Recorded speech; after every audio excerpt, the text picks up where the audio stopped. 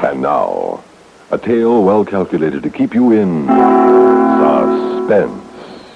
In a moment, Act One of Golden Years, starring Peter Fernandez and Rosemary Rice, and written especially for suspense by William N. Robeson.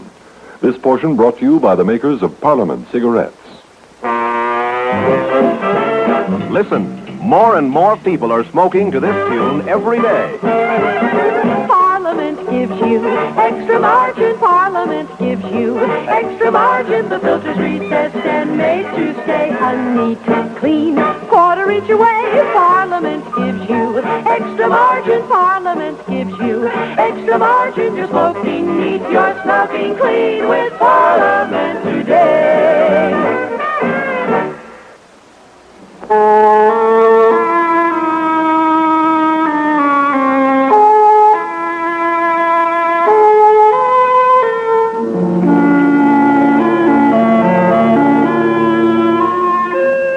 I really didn't know Buddy well at all. We just met about a week ago at the malt shop.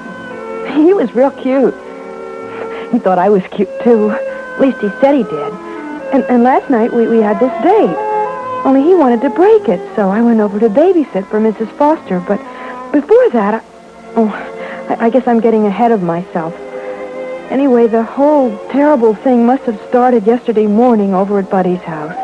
I wasn't there, of course, but it must have happened something like this, I guess. Dad, could I ask you something?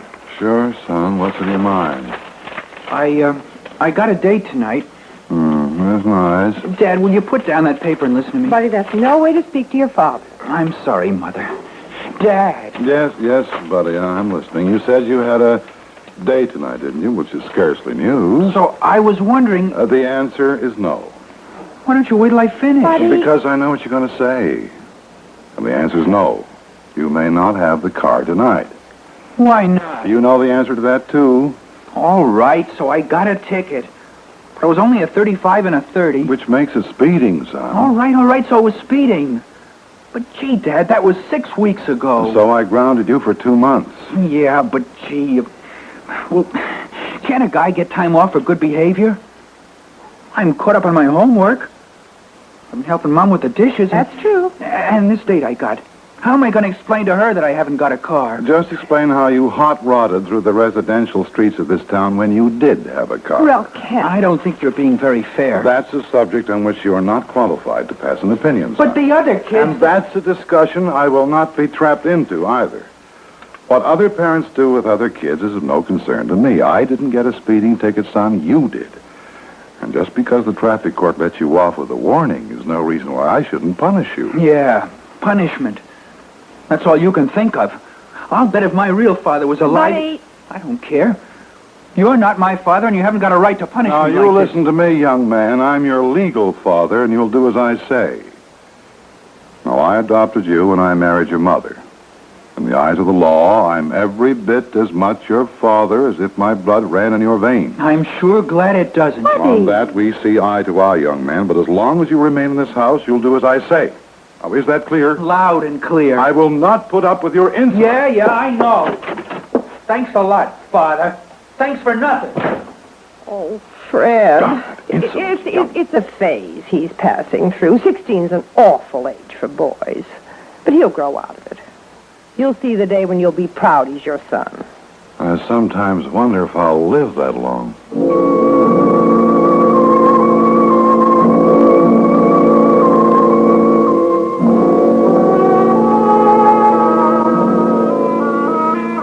That's the way it must have happened. Something like that, I guess.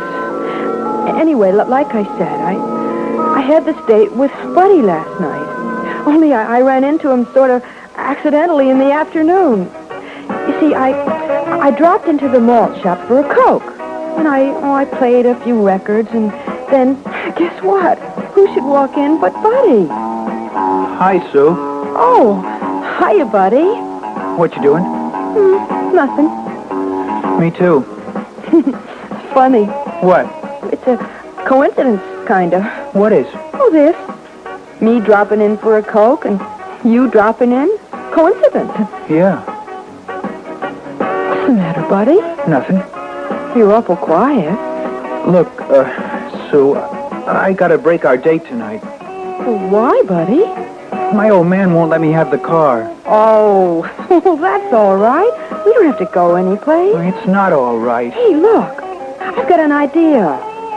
Mrs. Foster wanted me to babysit for her this evening. I could tell her yes. And then you can come over there and, well, we can listen to records or look at TV or something. She won't mind. It's nice of you to be so understanding, Sue, but don't you see, it's the principle of the thing.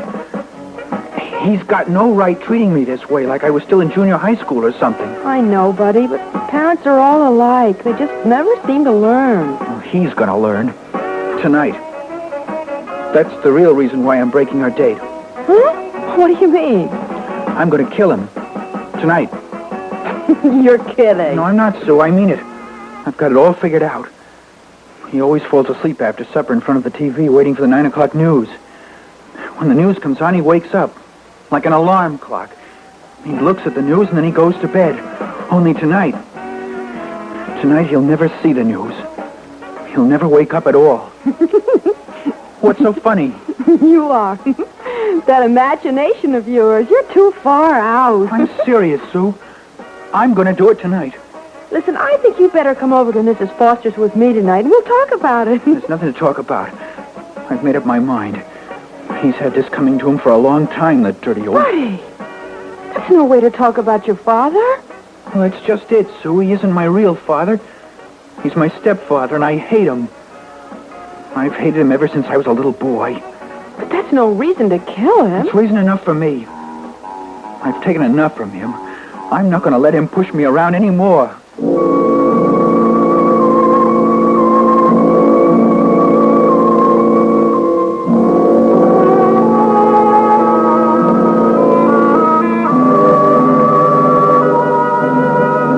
Crazy kid, talking that way? Crazy. I didn't really take him seriously then. It wasn't until later when... Oh, but I'm getting ahead of myself again.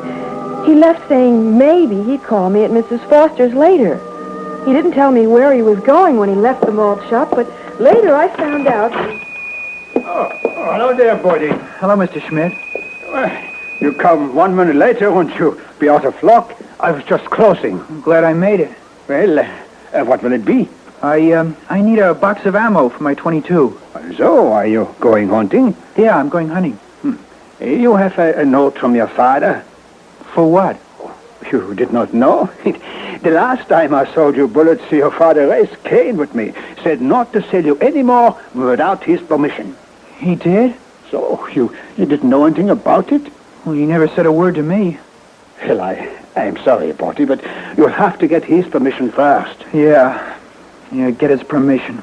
Always get his permission. Will there be anything else before I close up? No, I guess not, Mr. Schmidt. You get that note from your father, and I'll be glad to oblige. Sure, Mr. Schmidt.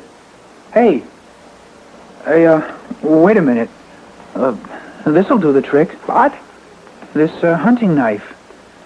Yeah, more quiet than a bullet. What are you talking about, Porty? Nothing, Mr. Schmidt. I'll take this knife. Put it on my dad's bill, will you please? Yeah, sure. Buddy, I'm sorry about the bullets. No sweat, Mr. Schmidt.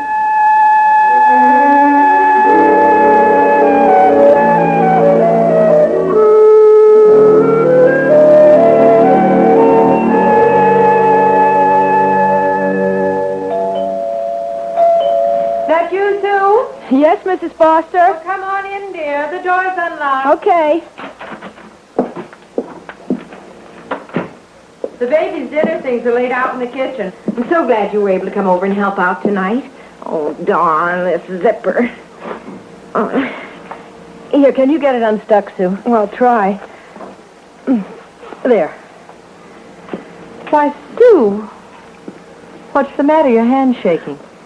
Oh, it's nothing, Mrs. Foster, nothing. But you're white as a sheet. Here, Sue, sit down. I'll get you a glass of water. No, please, I'm all right. Really, I am. Well, you don't look all right. Now, come on, tell me, dear, what's the matter? What's upsetting you? Mrs. Foster. Yes? Mrs. Foster, do you think a boy would kill his father just because he wouldn't let him borrow the family car? Sue, what are you talking about? Well, you see, Buddy Birdwell, my boyfriend, sort of. You see, he wasn't kidding, but see, I thought he was when he said it, but now I'm not so sure, and I keep thinking back, and he was awful serious. Serious about what, Sue? Tell me. About murdering his father. What? He said he was going to murder his father tonight. For heaven's sake, why? Because he wouldn't let him have the car. Oh, but that's plain crazy. That's what I thought, but now I don't know.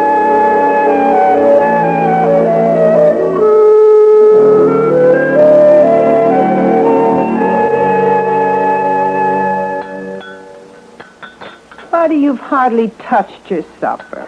I'm not hungry, Mom. Well, maybe he's in love. Ha! Big joke. Oh, now, look. Well, didn't I hear you say you had another date tonight, son? How can you have a date without a car? Oh, well, now, you could walk. Walking went out with the horse and buggy. Oh. Along with courtesy and politeness to your elders? Look, let's just change the subject, Yes, huh? let's do Don't that. you always. What's the big idea of telling Mr. Schmidt not to sell me any ammunition for my Now, 22? look, son, look, you shoot that gun the same way as you drive the car. You'll end up killing somebody with one or the other unless you stopped. How right you are, Daddy-O.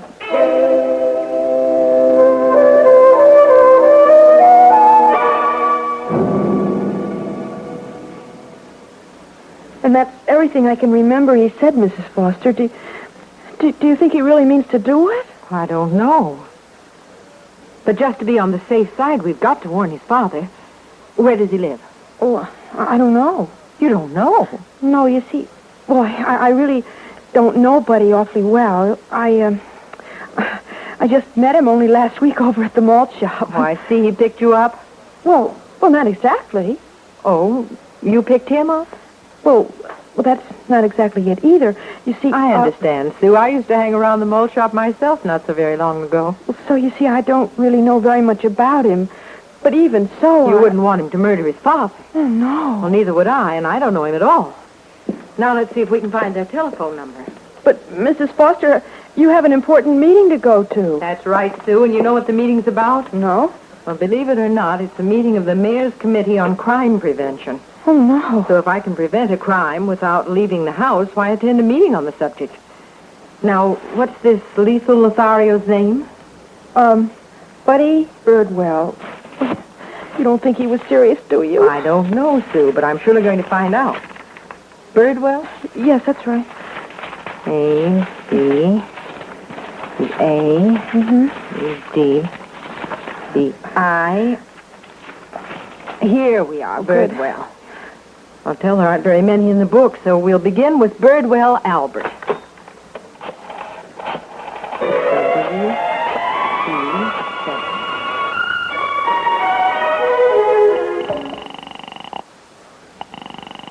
Well, no answer on that one.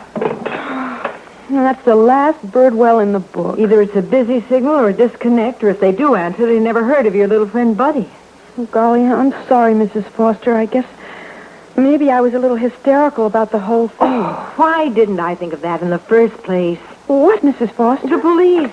Of course, they are the ones to handle this. They'll know what to do. Downtown Police Station, Sergeant Kenny speaking. Oh, Sergeant, this is Mrs. Foster of the Mayor's Committee on Crime Prevention. I want to report a murder. What? A murder. Yes, Mrs. Foster. It hasn't happened yet, but I'm afraid it's going to. Well, who's going to murder who? Well, this boy...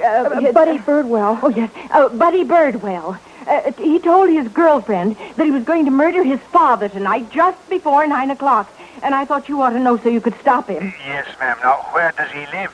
That's the trouble. I don't know his address, and I've called all the Birdwells in the phone book. Well, now, we'll do what we can, Mrs. Foster, but we hardly ever hear about murders until after they happen.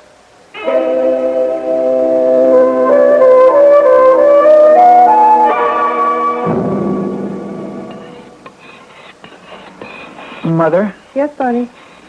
Why did you marry Dad? Because I loved him. Well, that was a long time ago when I was a little boy.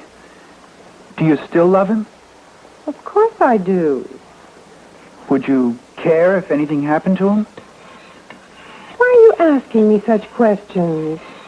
I'm growing up, Mother. I've got to know a lot of answers. Stop scraping that knife on that stone. It makes me nervous. Okay, Mother. It's got a good edge now. A nice razor-sharp edge. You didn't answer my question. Would you care if anything happened to him? Well, of course I'd care. He's my husband. He's my whole life ever since... You too. Me what? You're on his side. I don't know what you mean. Mother, why did you divorce my real father? Oh, Buddy, we've been through all this. Have we? Tell me again. Tell me, why did you divorce him? I didn't love him anymore. What about me? You didn't love me either then. You sent my father away. A boy needs a father, and you sent him away. I had nothing to do with that. I divorced him, but I did not send him to Korea. Maybe he wouldn't have had to go if you hadn't divorced him. Now stop it, Buddy. I won't listen another minute. What I did for your good as well as my own happiness. You sent my father away.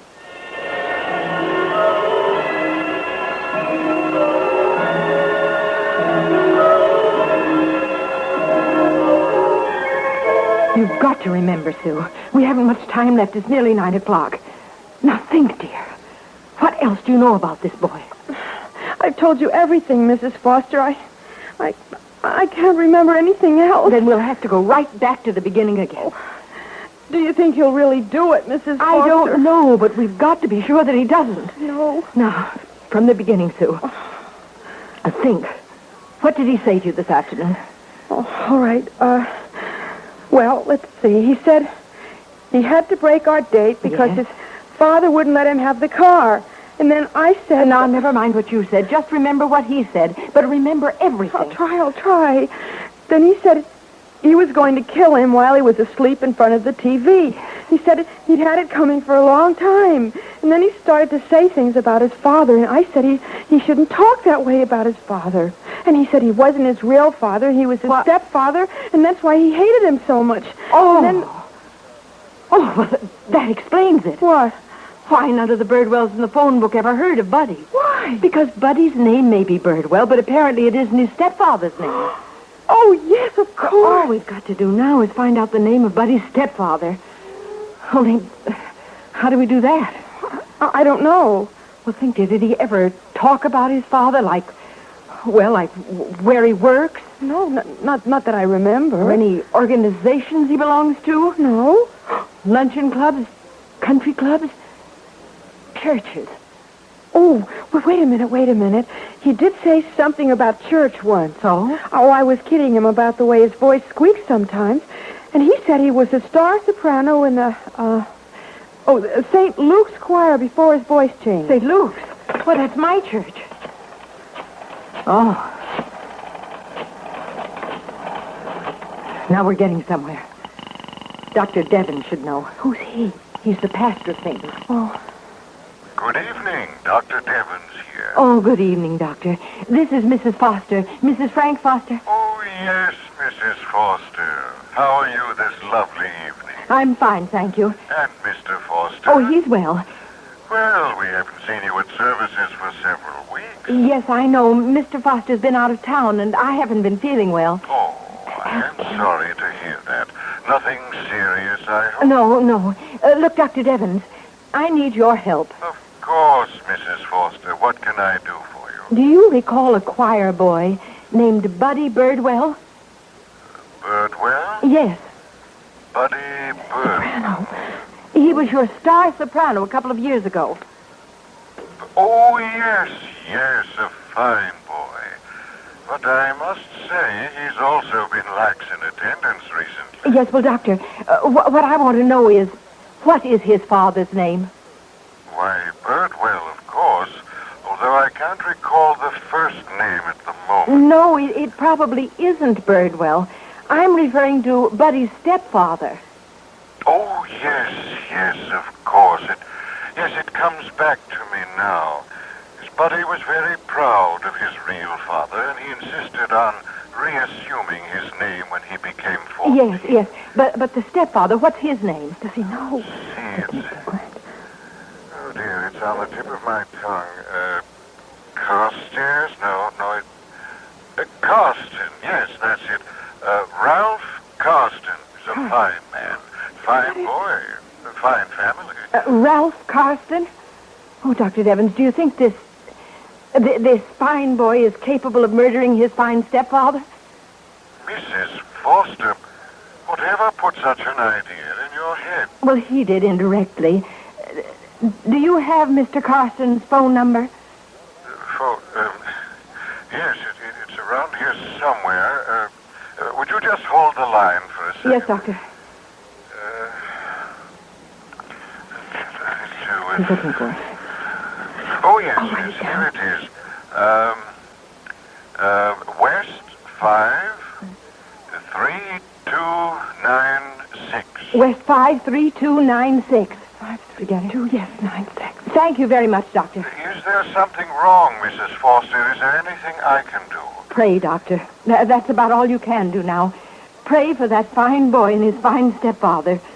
Pray hard. Mrs. Foster, W-E-533.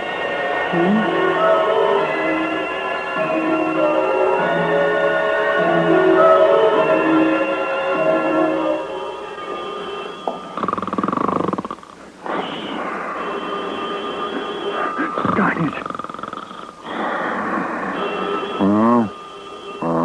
The phone's ringing. Oh, why doesn't somebody answer that phone? Buddy. Buddy, why are you standing there with that knife in your hand? Answer the phone. Buddy, don't you hear me? Yes, Dad.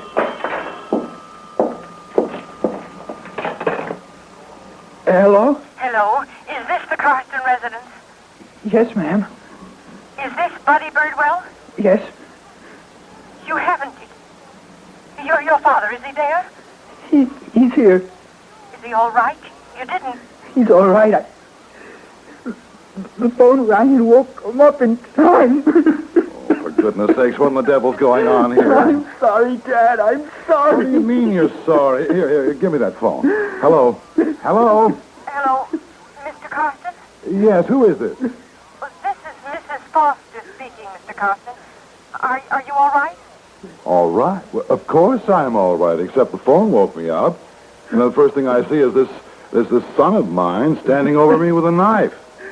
Now he's just standing here blubbering like a baby. Look, what's going on around here? Mr. Carston, you don't know me, and I don't know you, but please don't think me a busybody or a meddler when I tell you this. Tell me what? Just this. That son of yours needs you. He needs your understanding and maybe your help. Try to give it to him, will you? For your own good.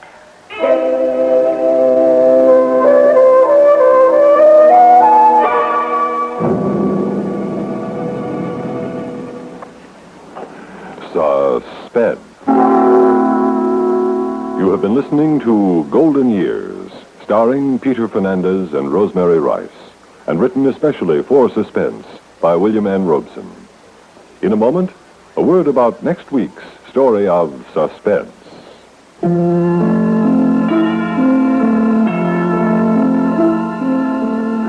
Suspense is produced and directed by Fred Hendrickson, edited by Norman Ober, music supervision by Ethel Huber.